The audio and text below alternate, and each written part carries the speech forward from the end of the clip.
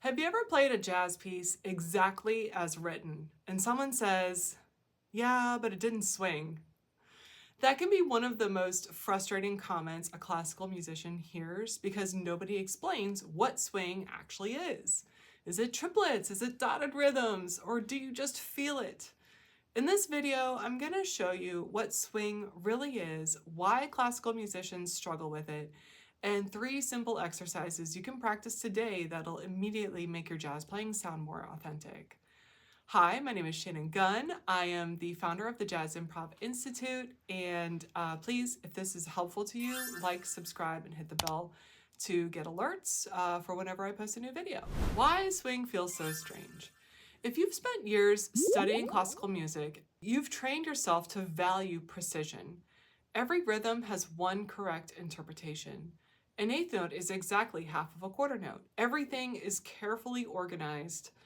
Now you have to express yourself through that, but you're still keeping that time as a foundation. Jazz works differently. Swing is less about mathematical accuracy and more about creating forward motion. Think of it like speaking. Nobody speaks perfectly with even spacing between each syllable. Sometimes we stretch words, sometimes we rush through them, sometimes we pause. That flexibility is what makes speech sound natural, and you can do all of those things in classical, but swing also works the same way. Instead of perfectly even eighth notes, we create a subtle long-short relationship that gives the music energy. So myth number 1, swing equals. Here's the misconception. People often say, just play triplets. Well, that's only partly true. If you notate swing exactly, it looks very similar to the first and third notes of a triplet. But here's the problem. First of all, notation doesn't do the swing feel justice. Secondly, professional jazz musicians don't play every swing ratio the same. Slow tempos often are more straight than swung, and the swing feeling comes from emphasis on the offbeat. Fast tempos become more straight, and there is no emphasis. It's almost like just completely straight, depending on the song. The ratio constantly changes. So instead of memorizing a formula, listen for the feeling. Think of it as a relaxed momentum rather than a strict mathematical subdivision of the beat. So here's an exercise you could do. Take a scale, play it with perfectly even eighth notes using legato, then emphasize the offbeats while playing eighth notes, legato. Don't worry about improvising, don't worry about style, just compare what it sounds like when you play straight eighth notes classical style versus straight eighth notes with a slight emphasis on the offbeats. It'll actually swing if you emphasize the offbeats. Next exercise, copy before you create. One mistake I see all the time is students trying to invent swing before they've even absorbed it. So instead, choose one great jazz musician in your field.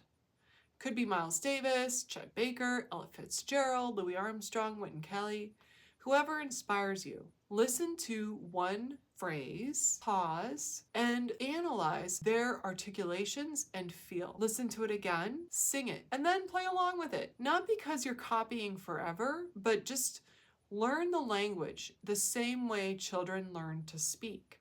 Nobody invents English from scratch. They imitate first. So jazz is the same. Jazz works exactly the same way. Listen to it and then play along and imitate before you create. Swing isn't just a rhythm. It's confidence, relaxation, forward motion, conversation. Most classical musicians play cautiously because they're trying not to make a mistake. Jazz rewards the opposite. It rewards commitment. Even simple notes sound convincing when the rhythm feels alive. I'd rather hear someone play 3 notes with great time than 50 notes with perfect technique but no groove. If swing has always felt mysterious, I hope this video makes it feel much more approachable. Remember these 3 ideas. Swing isn't a fixed rhythm. You're going to want to feel the beats on 2 and 4, feel the offbeats. Listen and imitate before you're trying to invent your own style. These 3 habits alone will put you far ahead of most beginners. If you're a classical musician learning jazz, I created a 7-day free classical to jazz course that walks you through these concepts one step at a time. The link's in the description. And if this video has helped make swing finally click, let me know in the comments. What part of swing has always been the most confusing for you? I'd love to answer your questions in a future video. Thank you for watching. As always, please like, subscribe, and hit the bell for notifications. And happy practicing!